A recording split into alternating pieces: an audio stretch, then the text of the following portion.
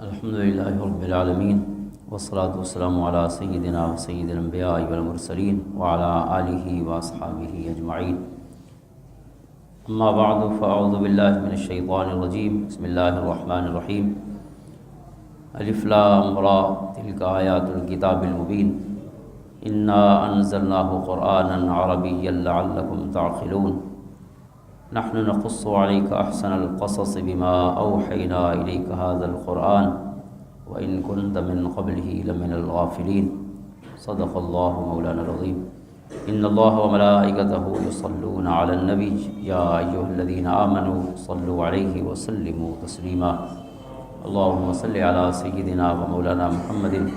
وعلى آل سيدنا ومولانا محمد أفضل صلواتك بعدد معلوماتك وبارك وسلم.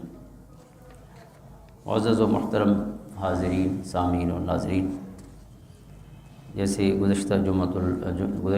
درس میں عرض کیا تھا گزشتہ پیر کو کہ انشاءاللہ اب ہم احسن القصص، خالق کائنات نے جس قصے کو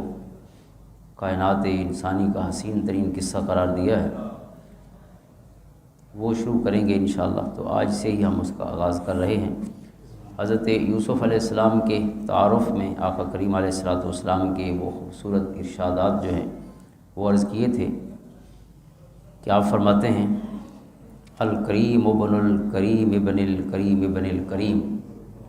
یوسف ابن یعقوب ابن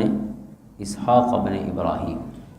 کہ خود بھی کریم ہیں، ان کے والد بھی کریم ہیں، ان کے دادا بھی کریم ہیں، ان کے پردادا بھی کریم، یعنی 4 نسلیں جو ہیں وہ نبوت کا سلسلۃ الذہب ہے. ایک گولڈن چین ہے کہ ہر شخصیت جو ہے، ہستی جو ہے 4 نسلوں تک وہ نبوت کے مقام پر فائز ہے.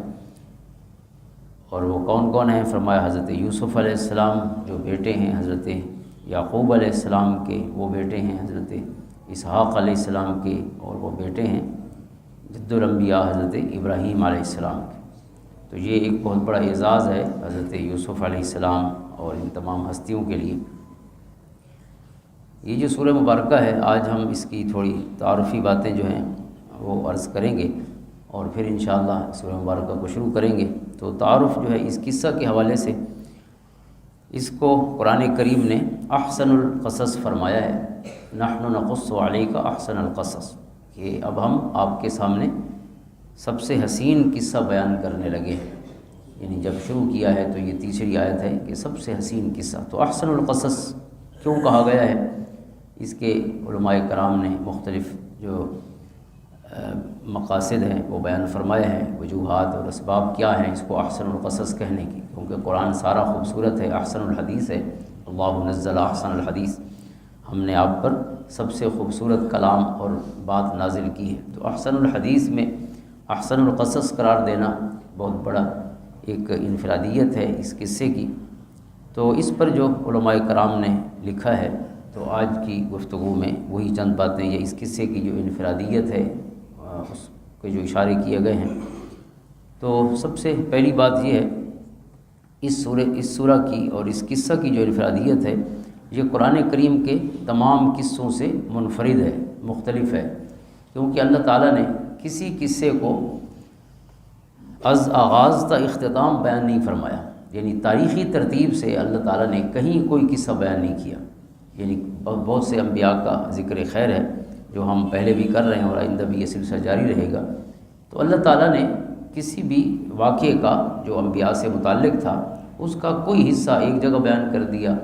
دوسری جگہ، جہاں اس کی ضرورت تھی، جہاں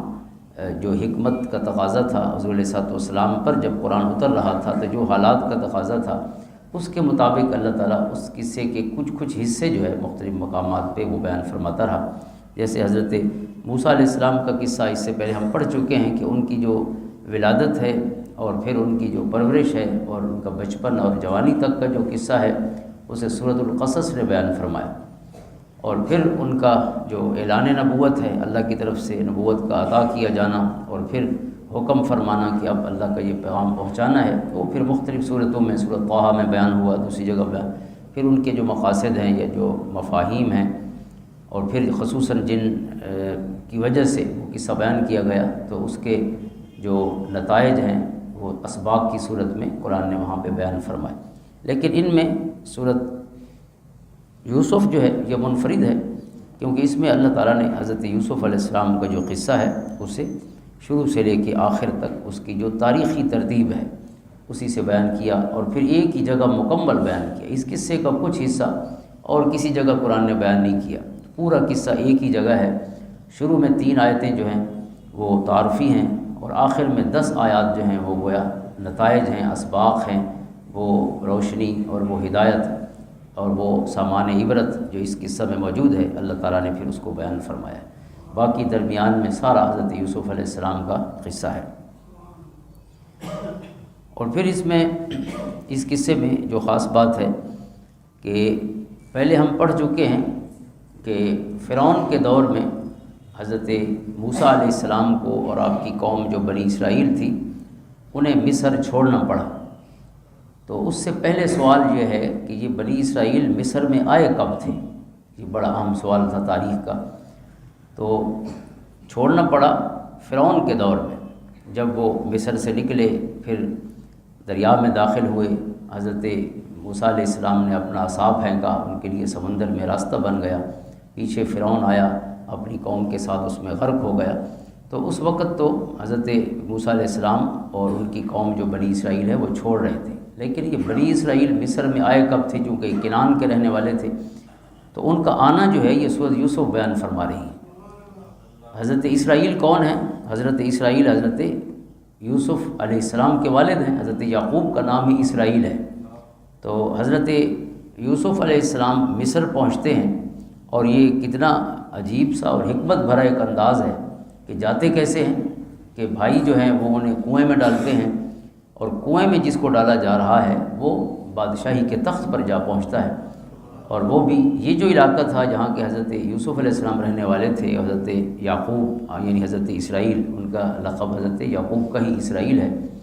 تو جہاں کے وہ رہنے والے تھے وہ ایک غیر ترقی یافتہ ایک بیک ورڈ ایریا کہیں سیاسی طور پر، اور مصر جو تھا وہ انتہائی متمدن، انتہائی سویلائزڈ، انتہائی کلچرڈ، انتہائی ترقی یافتہ شہر تھا اور ملک تھا اس دور کا۔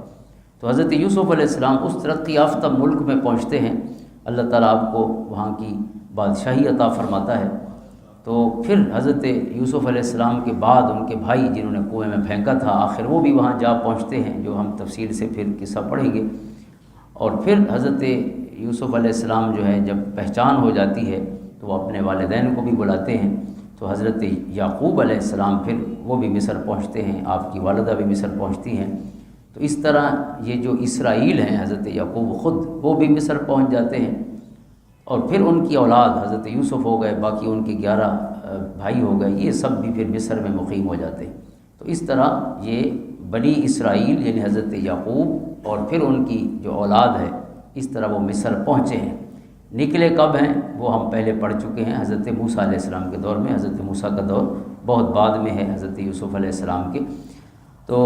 یہ ایک انفرادیت ہے کہ اس قصے نے بنی اسرائیل کا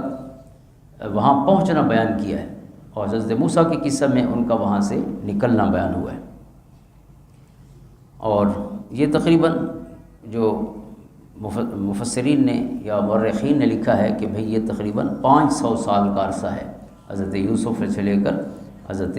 موسیٰ علیہ السلام تک۔ تو 500 سال بنی اسرائیل یہاں رہے مصر میں، اور پھر یہاں سے نکلے۔ اور پھر جو اس میں خاص طور پہ احسن القصص کیوں کہا گیا، اس کو سب سے حسین قصہ کیوں کہا گیا، تو اس پر بھی بہت سا کلام کیا ہے مفسرین کرام نے۔ یہ چند چیزیں جو ہیں آج کے جو جدید ہمارے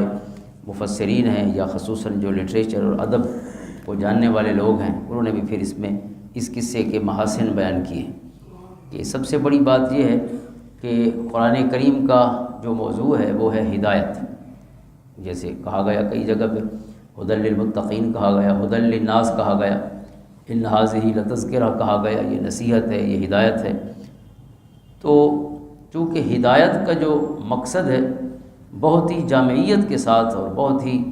کمپرہنسولی یہ صورت پورا کرتی ہے، یعنی اس صورت کی ہر سطر میں ایک پیغام ہے اور ایک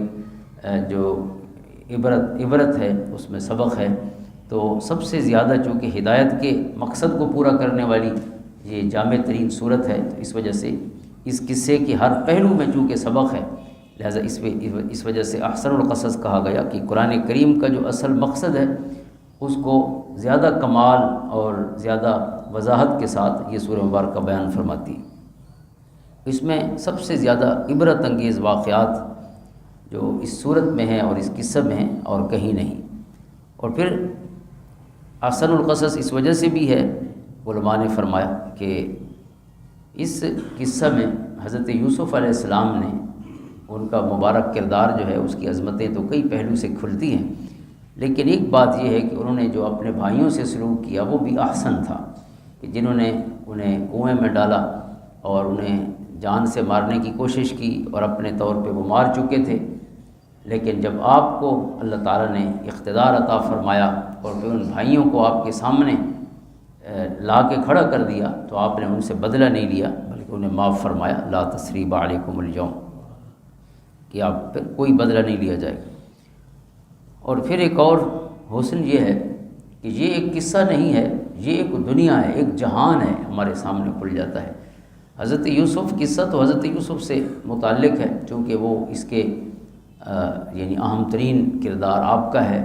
اور آپ ہی کی عظمت کو اس میں زیادہ تر بیان کیا گیا ہے اور تفصیل سے آپ ہی کی حیات مبارکہ کو بیان کیا گیا، لیکن اس میں پوری دنیا ہے، کیونکہ دنیا میں جتنے لوگ اور جتنے وجود ہو سکتے ہیں وہ سب کے سب اس قصہ میں موجود ہیں۔ مثلا انبیاء کرام علیہم السلام تو حضرت یوسف بھی نبی ہیں، حضرت یعقوب بھی نبی ہیں، اور پھر ان کے والدین کا ذکر بھی ہے، حضرت ابراہیم علیہ السلام کا ذکر بھی ہے، حضرت اسحاق علیہ السلام کا ذکر بھی ہے، یعنی انبیاء کا ذکر بھی صورت میں موجود ہے، اور پھر صالحین نیک لوگوں کا ذکر بھی موجود ہے، ملائکہ اللہ تعالیٰ کے فرشتوں کا ذکر بھی موجود ہے، یعنی ہر مخلوق کا ذکر ہے اور مخلوق کے ہر گروہ کا اس میں ذکر ہے۔ اسی طرح یہ اچھے لوگوں کا ذکر ہو گیا، پھر جو عمومی لوگ ہیں انسان ان کا ذکر بھی ہے، ان میں اچھے بھی ہیں اور برے بھی ہیں، اور پھر جو سب سے بری مخلوق ہے شیاطین ان کا ذکر بھی ہے، جنوں کا ذکر بھی ہے، اس میں جانوروں کا ذکر بھی ہے، اس میں پرندوں کا ذکر بھی ہے، یعنی گائے کا ذکر بھی ہے اور کئی پرندوں کا ذکر بھی ہے، اور پھر اس میں بادشاہ بھی ہیں اور رعایا بھی ہے، یعنی اوپر سے لے کے نیچے تک سارے طبقے جو ایک ریاست یا انسانی معاشرے میں ہو سکتے ہیں، سارا جو طبقاتی تنوع ہے اور ڈائیورسٹی ہے وہ بھی اس میں موجود ہے۔ تاجر بھی ہیں، پھر علماء بھی ہیں اور جہلاء بھی ہیں، پڑھے لکھے لوگ اور سمجھدار اور عالم بھی ہیں اور جاہل بھی ہیں، مرد بھی ہیں اور عورتیں بھی ہیں، اور پھر سب کی سیرت اور طرز زندگی جو ہے اس کو بیان کیا گیا۔ اچھے برے لوگوں کا صرف نام نہیں لیا گیا، ان کو ہمارے سامنے جیتا ہوا اور رہتا ہوا اور اپنی زندگی گزارتا ہوا دکھایا گیا ہے، یعنی ہم ایک جہان میں داخل ہو جاتے ہیں، صورت شروع نہیں ہوتی، گویا ایک دنیا میں ہم پہنچ گئے، اس کی خوشیاں بھی ہیں، ان کے غم بھی ہیں، ان کی جدائیاں بھی ہیں، ان کے ملن بھی ہیں، اور یہ ساری جیل بھی ہیں، قید خانے بھی ہیں، اور بادشاہ بھی ہے، اس کے دربار بھی ہیں، پھر اچھی سوسائٹی بھی ہے، اس سوسائٹی کی عورتیں ہیں، مرد ہیں، پھر جو چھوٹے طبقے ہیں ان کے بھی مرد عورتیں سب دکھائے گئے ہیں۔ اور اسی طرح اگر موضوعات کے حساب سے دیکھا جائے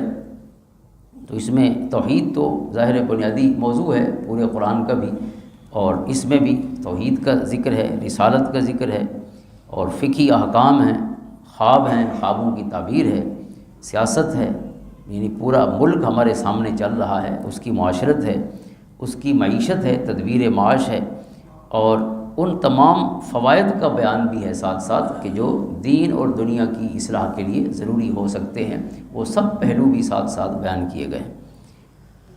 اور پھر اس میں ایک اور چیز جو ہے وہ حسن و عشق کی داستان جو انسانی زندگی کا ایک اہم موضوع ہے وہ بھی اس میں موجود ہے، کہ حسین حضرت یوسف ہیں، ان سے عشق کرنے والی خواتین ہیں، ان کا ذکر بھی ہے، اور پھر یعنی محبوب اور محب کا ذکر ہے، اور پھر جو اہل معنی ہیں، امام قرطبی رحمۃ اللہ تعالیٰ فرماتے ہیں کہ اہل معنی نے ایک اور اس کو احسن القصص کے لیے ایک اور وجہ بھی بیان کی ہے کہ یہ سب سے حسین قصہ کیوں ہے، تو کہتے ہیں کہ جو معنی کے ماہرین ہیں وہ کہتے ہیں کہ اس میں جتنے لوگوں کا ذکر آیا ہے اس صورت میں، جیسے میں نے ذکر کیا ہے کہ ایک دنیا ہے جو ہمارے سامنے بستی ہے اور آباد ہوتی ہے، جتنوں کا ذکر ہے اچھے لوگ تو ویسے اچھے ہی تھے، لیکن جو برے لوگ ہیں ان کا اختتام بھی برا نہیں ہوا، وہ بھی اچھے بن گئے ہیں یا انہیں معاف کر دیا گیا ہے، یعنی کسی کو دوزخ میں نہیں ڈالا گیا ہمارے سامنے، اور کوئی قصوروار اس انداز میں نہیں ٹھہرا، جو برا بھی تھا وہ اچھا بن گیا ہے۔ ویسے برے کو سزا بھی دی جائے تو اچھی بات ہوتی ہے، لیکن اس سے اچھی بات یہ ہے کہ برا خود اچھا بن جائے، جو اصل چیز ہے جس لیے انبیاء تشریف لاتے ہیں۔ تو حضرت یوسف علیہ السلام کے جو بھائی ہیں، سب سے پہلے ان کے جو سوتیلے بھائی تھے، تو ظاہر اچھے لوگ تو نہیں تھے کہ انہوں نے ایک بے گناہ ایک معصوم بچے کو قتل کرنے کا ارادہ کیا، اور پھر ان کا جو حسد ہے، کینہ ہے، بغض ہے ان کے دل میں، یہ ساری چیزیں جو ہیں کسی صورت میں بھی پسندیدہ نہیں ہیں۔ تو اختتام ان کا برا نہیں ہوا کہ آخر میں حضرت یوسف علیہ السلام نے ان کو معاف کر دیا، اور ان کے والد بھی ان کے لیے دعا کرتے ہیں کہ اللہ تمہیں معاف فرمائے۔ تو یہ معافی پر معاملہ اور ان کے یعنی اچھے ہونے پر ہی ختم ہوا ہے۔ پھر عزیز مصر کی بیوی ہے جس نے اتنا برا ارادہ کیا کہ اس نے کہا کہ میں آپ کو، یعنی جو برائی کا ارادہ کرتی تھی، اور اس نے کہا کہ اگر یہ آپ میری بات نہیں مانیں گے تو میں انہیں سخت سزا دوں گی، یا لیسجنن، یا انہیں جیل میں ڈال دیا جائے گا، اور پھر جیل میں ڈلوا دیتی ہے حضرت یوسف علیہ السلام کو۔ تو لیکن آخر میں اپنی جو اس کا برا ارادہ تھا اس کا اعتراف بھی خود کیا ہے، اور حضرت یوسف علیہ السلام کو اس نے ان کی جو کردار کی پاکیزگی ہے، طہارت ہے، اس کو بھی بیان کیا ہے جہاں یہ 12واں پارہ ختم ہوتا ہے۔ تو یعنی اس کا انجام بھی اچھا ہوا۔ اور پھر جو بادشاہ ہے اس میں جو دکھایا گیا، جو خواب دیکھتا ہے جو گایوں کے حوالے سے، تو وہ بادشاہ بھی آپ پر ایمان لے آیا، تو یہ بھی اس کا انجام بھی اچھا ہے۔ اسی طرح ایک ساقی ہے جس نے خواب کی تعبیر پوچھی حضرت یوسف علیہ السلام کے سے اپنے خواب کی، اس کا انجام بھی اچھا ہوا کہ وہ بادشاہ کے قرب میں پہنچا ہے۔ اور اس طرح جتنے بھی اس میں بیان کیے گئے ہیں لوگ جو برے تھے، ان کا سب کا انجام برا نہیں ہوا، وہ اچھا ہوا ہے۔ اور پھر اس میں جو ایک کہانی، چونکہ احسن القصص ہے، یہ کہانی ہے اور سب سے خوبصورت کہانی ہے، تو کہانی میں جتنے حسن ہو سکتے ہیں، جو لوگ لٹریچر یا ادب پڑھتے ہیں یا اس کے اسٹوڈنٹ ہیں تو وہ جانتے ہیں کہ یہ جو کہانی لکھی جاتی ہے تو اس کے اپنے تقاضے ہوتے ہیں کہ کہانی کیسی ہونی چاہیے۔ چونکہ آپ جب قصہ کسی کو سناتے ہیں تو قصے کا حسن یہ ہے کہ وہ گریپنگ ہو، سننے والے کو وہ پکڑ لے۔ یعنی اگر گریپنگ سٹوری نہیں ہے آپ کی، آپ قصہ سنا رہے ہیں اور بچے سو گئے ہیں تو آپ میں قصور ہے، کیونکہ اگر قصہ ٹھیک ہوتا تو کوئی نہ سوتا۔ تو نیندیں اڑ جاتی ہیں، یعنی قصے میں اتنا سسپنس ہو، اس میں اتنی جان ہو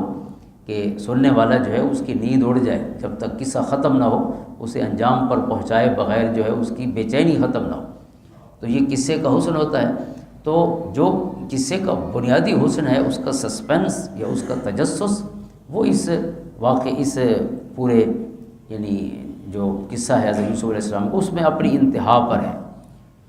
سب سے پہلے آپ دیکھیں کہ جہاں کہانی شروع ہوتی ہے حضرت یوسف علیہ السلام کی، تو اس میں وہ خواب دیکھتے ہیں کہ میں دیکھتا ہوں انی رأیت 11 کوكبا والشمس والقمر رأیتهم لی ساجدین، کہ 11 ستارے اور ایک چاند اور سورج جو ہیں وہ مجھے سجدہ کر رہے ہیں۔ اب یہ خواب جیسے دیکھتے ہیں سسپینس شروع ہو جاتا ہے کہ یہ کیسا خواب ہے، اور پھر سسپینس اور بڑھ جاتا ہے تجسس کے، جب باپ کہتا ہے کہ لا تقصص رؤیاک علی اخوتک، بھائیوں کو مت بتانا یہ خواب۔ اب یہ جو مت بتانا ہے یہ تجسس کو 100% بڑھا دیتا ہے کہ کوئی بات تو ہے جو بتانی نہیں ہے، اور وہ بھی بھائیوں کو نہیں بتانی۔ تو بھائی بھی 11 ہیں اور ستارے بھی 11 ہیں اور چاند اور سورج ماں باپ ہو گئے، تو یہ کیا ہونے لگا ہے کہ حضرت یعقوب جیسے والد جو خود نبی ہیں وہ فرما رہے ہیں کہ بیٹا لا تقصص رؤیاک علی اخوتک، یہ کسی بھائی کو نہیں بتانا یہ خواب۔ اور پھر یہ جیسے ہی بات ختم ہوتی ہے ساتھ ہی بھائیوں کی منظر شروع ہو جاتا ہے کہ ہمارے سامنے وہ بھائی آ جاتے ہیں اور وہ مشورہ کر رہے ہیں اقتلوا یوسف، وہ کہتے ہیں کہ جو یوسف ہے اور اس کا بھائی ہے بنیامین علیہ السلام، تو ہمارے باپ جو ہیں ان سے زیادہ پیار کرتے ہیں، تو ایسا کریں یوسف سے پیار زیادہ کرتے ہیں تو ہم یوسف کو قتل کر دیتے ہیں، یوسف کو قتل کر او اطرحوہ ارضا۔ پھر کہتے ہیں، کوئی کہتا ہے کہ نہیں قتل نہیں کرتے، ان کو کہیں جلاوطن کراتے ہیں، کسی اور ملک چھوڑ آتے ہیں۔ پھر کوئی اور کہتا ہے کہ القوہ فی غیابت الجب، نہیں باہر نہیں چھوڑ آتے کسی ملک میں بلکہ انہیں کنویں میں پھینک دیتے۔ اب یہ مشورہ طے ہوتا ہے کہ کنویں والا مشورہ ٹھیک ہے قتل کرنے سے اور باہر کہیں ملک میں چھوڑنے سے، تو یہ ایزی کام ہے۔ اور ہم کہیں گے کہ بھیڑیا کھا گیا ہے۔ اب حضرت یعقوب سے پھر کہتے ہیں، اب تجسس بڑھتا جا رہا ہے کہ حضرت یعقوب کی بارگاہ میں آتے ہیں کہ بابا آپ یوسف کو ہمارے ساتھ نہیں جانے دیتے، یہ بھی کھیلے کودے ہمارے ساتھ، تھوڑا اس کا بھی ٹائم اچھا پاس ہو جائے گا۔ تو حضرت یعقوب کہتے ہیں کہ مجھے خطرہ ہے کہ تم اسے چھوڑ دو گے اور اسے بھیڑیا کھا جائے گا۔ اب یہ بھیڑیے کا نام جیسے ہی آتا ہے تجسس بڑھ جاتا ہے، اور پھر یہ بھیڑیے کے نام کے ساتھ ہی گویا ان کی جو پلاننگ ہے بھائیوں کی اور جو سازش تھی وہ بھی سامنے آ جاتی ہے، اور کچھ دیر گزرتی ہے کہ وہی ہوتا ہے حضرت یعقوب نے جیسے فرمایا تھا، اخاف ان یاکلہ الذئب، مجھے خطرہ ہے کہ اسے بھیڑیا کھا جائے گا۔ کچھ دیر بعد وہ آتے ہیں اور کہتے ہیں کہ یہ ان کے کپڑے ہیں یوسف علیہ السلام کے، ان پر خون بھی لگا دیتے ہیں ایک جانور کو ذبح کر کے، اور حضرت یوسف کو کنویں میں ڈال دیتے ہیں، اور آ کے کہتے ہیں کہ یہ حضرت یوسف کے کپڑے ہیں، انہیں ایک بھیڑیا لے گیا ہے۔ تو پھر کچھ دیر گزرتی ہے تو منظر اور ہے کہ بھیڑیا ہے، بھیڑیے کے اوپر بھیڑیے کے منظر کے بعد جو ہے وہ کنواں ہے جس میں حضرت یوسف کو پھینکا گیا، اور ایک قافلہ آتا ہے اس کنویں کے دائیں بائیں جو ہے وہ پڑاؤ ڈالتا ہے، اور ایک بندہ ان میں سے جاتا ہے کنویں سے پانی لینے کے لیے، اور جیسے ہی وہ اپنا ڈول ڈالتا ہے اور کھینچتا ہے تو زور سے کہتا ہے یا بشرا ھذا غلام، کہ اے قافلے والو یہ تو بڑا خوبصورت لڑکا آ گیا ہے باہر۔ یعنی حضرت یوسف جو ہیں وہ اس دلو پہ بیٹھ کر اور اس ڈول پہ بیٹھ کر باہر آ جاتے ہیں، اور پھر جو ہے مصر کا بازار آ جاتا ہے کہ کہاں کیا جائے، ان کو بیچ دیا جائے، بڑے اچھے پیسے ملیں گے، کیونکہ اس وقت بندے بکتے تھے۔ تو اس طرح کے بچوں کو اغوا بھی بہت کیا جاتا تھا، چھوٹے بچوں کو قافلے پکڑ کے بیچ دیتے تھے۔ تو حضرت یوسف پھر بازار پہنچتے ہیں۔ اب یہ سب ایک ایک واقعہ جو ہے، یہ تفصیل تو ہم بعد میں پڑھیں گے، لیکن یہ عرض کرنے کے لیے کہ سسپنس جو ہے اس میں کوئی بندہ جو ہے کہانی کو چھوڑ نہیں سکتا، اگر وہ سمجھ رہا ہے تو ہر لائن جو ہے اسے اور یعنی اپنے اس حصار میں لیتی چلی جاتی ہے۔ اور اس کے بعد پھر جو ہے بکتے ہیں، اور پھر ایک وزیر کے گھر پہنچ جاتے ہیں، اور پھر اس وزیر کی جو گھر والی ہے وہ آپ سے محبت کرنے لگتی ہے، اور اس محبت کے بعد آپ کو دعوت گناہ دیتی ہے، اور آپ اس کا انکار کر دیتے ہیں، اور پھر آپ پر الزام لگتا ہے، الٹا الزام بھی لگا دیتی ہے، اور الزام کے بعد جو ہے پھر شاہد من اہلہا، انہی کے گھر میں سے ایک بندہ حضرت یوسف علیہ السلام کی پاکیزگی اور طہارت کی گواہی دیتا ہے، اور پھر عورتوں کا جو اس پر الزام لگاتی تھی کہ اپنے غلام پہ عاشق ہو گئی ہے، اپنے یعنی جو چونکہ آپ کو خریدا گیا تھا تو غلام تھے اس لحاظ سے، تو پھر اس جو اس پر الزام تھا اس کا جواب دینے کے لیے وہ ساری جو عورتیں تھیں بڑے گھرانے کی، جو وزراء تھے ان کی بیویاں اور بڑی سوسائٹی کی عورتیں، ان سب کو بلاتی ہے، اور پھر ان کو حضرت یوسف علیہ السلام دکھاتی ہے۔ جب دیکھتی ہیں تو وہ اپنے ہاتھ انگلیاں کاٹ دیتی ہیں اور کہتی ہیں قلنا حاشا للہ ما ھذا بشرا، اللہ کی قسم یہ تو انسان نہیں ہے، ان ھذا الا ملک کریم، یہ تو عزت والا فرشتہ ہے۔ تو حضرت یوسف علیہ السلام کو جب دیکھ لیتی ہیں تو پھر قالت فذلکن الذی لمتننی فیہ، پھر زلیخا کہتی ہے کہ یہ ہے جس کو تم کہتی تھی کہ غلام ہے اور اس پہ عاشق ہو گئی ہے، تو یہ کیسا ہے؟ اب دیکھو جب دیکھ کے اپنے ہاتھ کاٹ لیے ہیں آپ نے تو پھر میرا قصور تو نہیں ہے۔ تو بہرحال پھر آپ کو قید خانے میں پہنچا دیا جاتا ہے، پھر وہاں پھر بادشاہی کے تخت پہ آ جاتے ہیں، اور پھر یہ سلسلہ بھائی ملتے ہیں اور والدین آتے ہیں، یعنی پورا کا پورا جو کہانی کی ایک بنیادی خوبی ہے سسپنس کی، یعنی جو آپ کو پکڑ کے آپ کے اپنے ساتھ رکھ لیں جب تک کہ وہ کسی انجام کو نہ پہنچتی، تو یہ حسن ہے جو آخر تک چلتا ہے اس مبارک قصے کے۔ اور پھر اس میں جو اس کی ساخت ہے قصے کی، عام طور پر پلاٹ کہا جاتا ہے انگریزی میں، یعنی جو کہانی کا مین حصہ ہوتا ہے، صلب ہوتی ہے، اس کو پلاٹ کہتے ہیں۔ اس پلاٹ میں اس کا آغاز ہوتا ہے، یعنی سٹارٹ ہے، مڈل ہے اور اینڈ ہے، یعنی ایک اس کا آغاز ہوتا ہے، پھر اس کا درمیانی حصہ آتا ہے، اور پھر اس کی کلائمیکس آ جاتی ہے کسی بھی کہانی کی۔ تو وہ جو کلائمیکس ہے، اختتام ہے، عروج ہے، یہ واضح طور پر اس قصے میں بیان کیا گیا ہے۔ یعنی جب شروع سے آخر تک کوئی پڑھتا ہے تو یہ بنیادی عناصر جو ایک کہانی کے ہوتے ہیں عموماً وہ سب موجود ہیں اور کمال کے انداز میں موجود ہیں۔ اور پھر ایک اور چیز ہے کنٹراسٹ، یعنی کہانی میں یا قصے میں چیزیں جو ہیں کہتے ہیں ازداد سے پہچانی جاتی ہیں، تعرف الاشیاء بازدادها، عربی میں کہتے ہیں کہ چیزوں کو پہچانا ہو تو ان کے ضد سے پہچانیں۔ اندھیرے کو جو شخص جانتا ہو اسی کو روشنی کی قدر ہو سکتی ہے، جس کو پتہ ہی نہ ہو کہ کبھی اندھیرا بھی ہوتا ہے، جو کبھی بیمار نہ ہوا ہو تو اسے صحت کا جو وہ ہے فیض ہے اس کا یا اس کی جو برکت ہے اس کا صحیح ادراک نہیں ہو سکتا۔ بندہ بیمار ہو اور پھر صحت یاب ہو تو بیماری اور صحت، اجالا اور ساتھ پھر اندھیرا،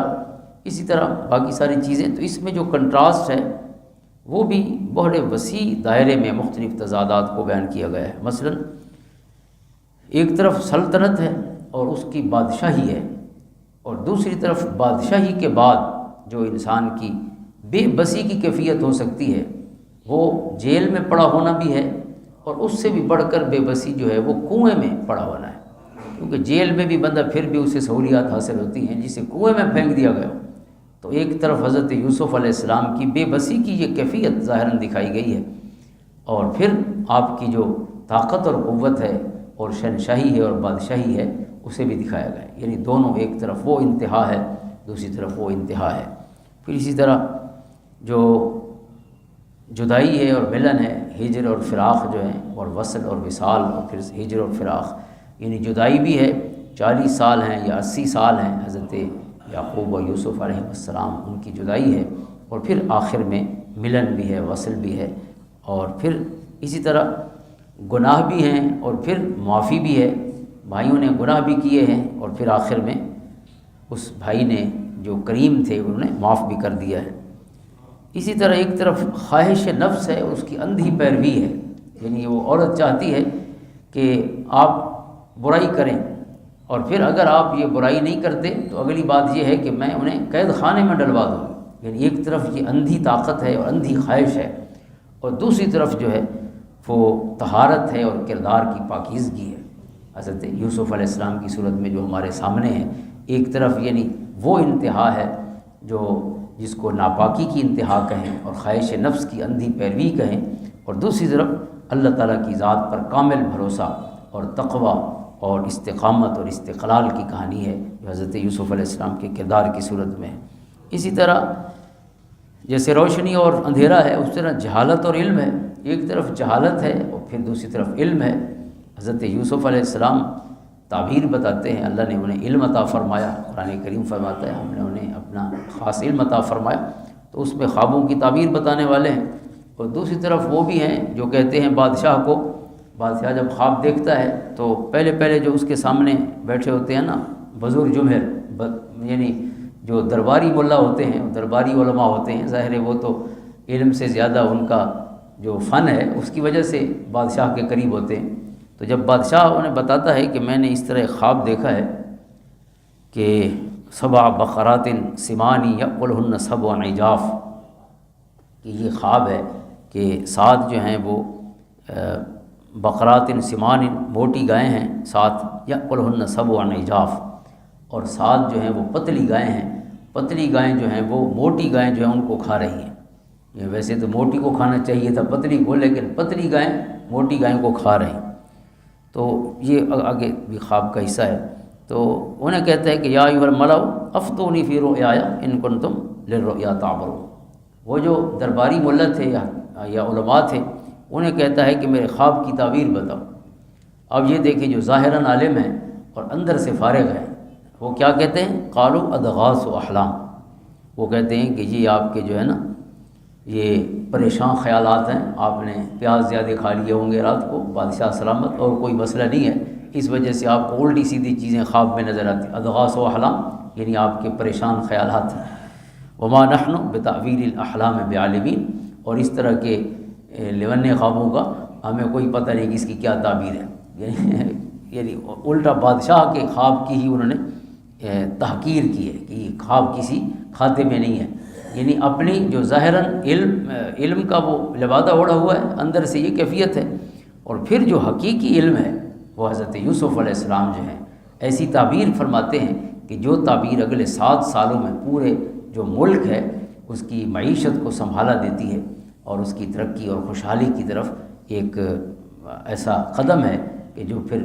کئی صدیوں تک اس ملک کو عروج پر رکھتا ہے۔ تو ایک طرف علم ہے، دوسری طرف جہالت ہے، اور پھر جہالت کی دوسری قسم کہ جو جہالت علم کا لبادہ اوڑھ لے، تو یہ سب بھی اس میں دکھایا گیا ہے۔ تو ایک پھر اس میں جو احسن القصص کے لیے ایک بات بڑی اہم ہے کہ وہ حضرت یوسف علیہ السلام کا جو کردار ہے، ظاہر ہے آپ ہیرو ہیں اس قصے کے، اور اس میں حسن ہی حسن ہے۔ ظاہر ہے جس کو اللہ نے احسن کہا ہوگا تو اس سے بڑھ کے کیا کہاں حسن ہو سکتا ہے۔ قصہ بھی حسین ہے اور بندہ بھی حسین ہے، جس کا قصہ ہے اس سے بڑھ کے ظاہراً حسن بھی کسی کے پاس نہیں تھا، اس سے بڑھ کر کردار کا حسن بھی کہیں نہیں، کیونکہ اصل حسن جو ہے وہ ظاہری حسن نہیں ہے، اصل کردار کا حسن ہے۔ اس میں صبر ہے، اس میں تقویٰ ہے، اللہ کا ڈر ہے اور خوف ہے۔ جب وہ آپ کو گناہ کی دعوت دیتی ہے تو آپ کیا کہتے ہیں اس میں؟ معاذ اللہ، یہ کیا کہہ رہی ہو کہ وراودته التي هو في بيتها عن نفسه وغلقت الابواب وقالت هيت لك قال معاذ اللہ۔ اللہ اکبر، اللہ کی پناہ۔ یہ کردار کا حسن ہے کہ جب اس عمر میں، آپ کی عمر مبارک اس وقت کہتے ہیں کہ انتہائی جوانی کی، 17 سال کے قریب وہ مبارک تھی، کہ مختلف اقوال ہیں، تو یعنی جوانی کی عمر تھی، چڑھتی جوانی اور حسن، تو گناہ، دعوت گناہ، دروازے سارے لاک کر دیے گئے ہیں، ایک دو دروازہ نہیں کئی دروازے لاک ہوئے ہیں، اور گناہ کی دعوت ملی ہے۔ فرماتے ہیں قال معاذ اللہ، لیکن اس میں وجہ کیا بیان کی ہے؟ انہ ربی احسن مثواي، کہ یہ جو آپ کا خاوند ہے اس نے تو میرے ساتھ بڑے احسان کیے ہیں کہ اس نے اپنے گھر میں مجھے غلام بنا کے نہیں رکھا، مجھے شہزادہ بنا کے رکھا ہے، تو میں اس کے ساتھ یہ یعنی احسان کا تقاضا تو احسان ہوتا ہے، هل جزاء الاحسان الا الاحسان۔ پھر آگے ہے واستبق الباب وقدت قمیصہ من دبر والف یا سیدھا لدى الباب قالت ما جزاء من اراد باہلک سوءا الا ان یسجن او عذاب علیم۔ پھر جو ہے وہ زلیخا، اس کا نام قرآن نے نہیں لیا اور اس وجہ سے نام کے بارے میں مختلف روایات ہیں، بہرحال مشہور یہی ہے کہ اس عورت کا نام زلیخا تھا۔ قرآن کریم نے بس اس کو امرا ہی کہا ہے کہ وہ اس کی بیوی تھی، جو وزیر تھا اس کی بیوی تھی۔ تو بہرحال یہ پھر آگے قصہ چلتا ہے، تو یہ حضرت یوسف علیہ السلام دیکھیں امتحان میں پڑ جاتے ہیں، اور پھر جب آپ کو وہ قید خانے میں ڈالنے کی دھمکی دیتی ہیں کہ اگر یہ میری بات نہیں مانے گا، وَلَئِن لَّمْ يَفْعَلْ مَا آمُرُهُ، جو میں نے انہیں کہا ہے اگر نہیں کریں گے لَيُسْجَنَنَّ وَلَيَكُونَ مِنَ الصَّاغِرِينَ، کہ انہیں قید میں ڈال دیا جائے گا اور نعوذ باللہ ان کی توہین کی جائے گی۔ صاغرین یعنی بے عزتی کی جائے گی، ظاہر اس میں جیل میں پہنچ جانا تو ایک امتحان ہے۔ تو حضرت یوسف علیہ السلام کا آپ کردار دیکھیں، قال رب السجن احب الی مما یدعوننی الیہ، کہتے ہیں کہ اے میرے رب، جس کام کی یہ دعوت دیتی ہے اس سے میرے لیے جیل خانہ زیادہ محبوب ہے۔ تو پھر جیل خانے میں پہنچ جاتے ہیں، اور پھر آپ نے جو حکمت ہے حضرت یوسف علیہ السلام نے جس انداز میں اس سے کام لیا ہے کہ تبلیغ کا بھی ایک خاص انداز آپ نے ہمیں سکھایا ہے کہ تبلیغ کب کرنی چاہیے اور کیسے کرنی چاہیے۔ ہم تو ہیں کہ لٹھ لے کر دوڑ پڑنا تبلیغ کے لیے، لوگ کوئی اپنے کام میں ہے، کوئی سننے کے لیے تیار بھی نہیں ہے۔ حضرت یوسف علیہ السلام اس وقت تبلیغ شروع کرتے ہیں جب وہ 2 بندوں کے 4 کان مکمل متوجہ ہو جاتے ہیں۔ وہ آتے ہیں آپ سے خوابوں کی تعبیر پوچھنے، جیل خانے میں ہیں اور 2 بندے خواب دیکھتے ہیں اور دونوں آپ کے پاس آتے ہیں۔ تو حضرت یوسف علیہ السلام خواب کی تعبیر بتانے سے پہلے انہیں دعوت توحید دیتے ہیں۔ یہ جگہ ہے جب انہیں اللہ کی طرف بلایا جائے، جب کوئی آپ کی بات کو 100% سننے کے لیے تیار بیٹھا ہو کہ آپ کی بات بھی آگے کرتے ہیں، پہلے میری بات سن لیں کہ یہ میرا علم آیا کہاں سے ہے، یہ اس رب کے پاس سے آیا ہے۔ تو انشاءاللہ ان آیات کو پھر ہم تفصیل سے دیکھیں گے۔ تو حضرت یوسف علیہ السلام یعنی یہ انداز ہے تبلیغ کا، اس وقت تبلیغ کریں موقع و محل ہو جب بات کرنے کا۔ حضور صلی اللہ علیہ وسلم کو بھی حکم فرمایا گیا وَإِذَا رَأَيْتَ الَّذِينَ يَخُوضُونَ فِي آيَاتِنَا فَأَعْرِضْ عَنْهُمْ حَتَّى يَخُوضُوا فِي حَدِيثٍ غَيْرِهِ، کہ اے محبوب علیہ السلام ہر وقت ہماری بات مت پہنچائیں، جب یہ اعتراض کی حالت میں ہوں تو ہماری بات نہ کریں، اور جب یہ متانت اور عقل اور فہم کی کیفیت میں ہوں اور بدتمیزی سے باہر نکل آئیں تو پھر ان تک اللہ کا پیغام پہنچائیے۔ اور پھر بھی آغاز جو ہے آپ نے توحید سے کیا ہے، کیونکہ توحید جو ہے وہ سارے اسلام کا دروازہ ہے، توحید سے سارا اسلام شروع ہوتا ہے۔ آپ نے اس میں احکام نہیں بتاتے، اصول اور ضوابط بیان نہیں کیے عمومی جو اسلام کے ہیں، بلکہ آپ نے انہیں اللہ کے ساتھ جوڑا ہے۔ توحید جو اللہ کے ساتھ جڑ جاتا ہے پھر آگے سارے کام ہوں گے، لیکن اگر وہ توحید کی طرف ہی نہیں آیا تو اسے احکام کیا سمجھانے ہیں؟ تو لہٰذا اسی موضوع کو حضرت یوسف علیہ السلام نے ان کے سامنے بیان فرمایا۔ اور پھر آپ کی جو ذکر کی کیفیت ہے، یعنی اسی میں آپ دیکھیں کہ ہر حال میں اپنے رب کو یاد کر رہے ہیں۔ جتنے آپ پر آزمائشیں آئی ہیں کبھی گھبرائے نہیں ہیں اور مایوس نہیں ہوئے اپنے رب پر۔ حضرت یعقوب علیہ السلام بھی اور حضرت یوسف علیہ السلام دونوں نے اپنے رب پر فصبر جمیل کی بات کی حضرت یعقوب علیہ السلام نے کہ صبر ہی بہترین مومن کا ہتھیار ہے، لہٰذا میں صبر کروں گا۔ جب بچے کو بتایا گیا بھیڑیا کھا گیا پھر بھی صبر ہے، اور پھر جب دوسرا بیٹا بھی بادشاہ وقت نے بھی بٹھا لیا اپنے پاس پھر بھی کہتے ہیں فصبر جمیل، یعنی بے صبری کہیں نہیں ہے۔ اور پھر تواضع ہے اور انکسار ہے۔ حضرت یوسف علیہ السلام جب بتاتے ہیں کہ میں جو ہے اس ملک کو ٹھیک کر سکتا ہوں اگر آپ مجھے یہ ذمہ داری سونپیں، تو اس کے ساتھ ہی یہ بھی فرماتے ہیں کہ یہ میرا کمال نہیں ہے، وما ابرئ نفسی ان النفس لامارۃ بالسوء الا ما رحم ربی ان ربی غفور رحیم، یعنی یہ نہیں کہا کہ میرے اندر کوئی کمال ہے، یہ سارا کرم میرے رب کا ہے،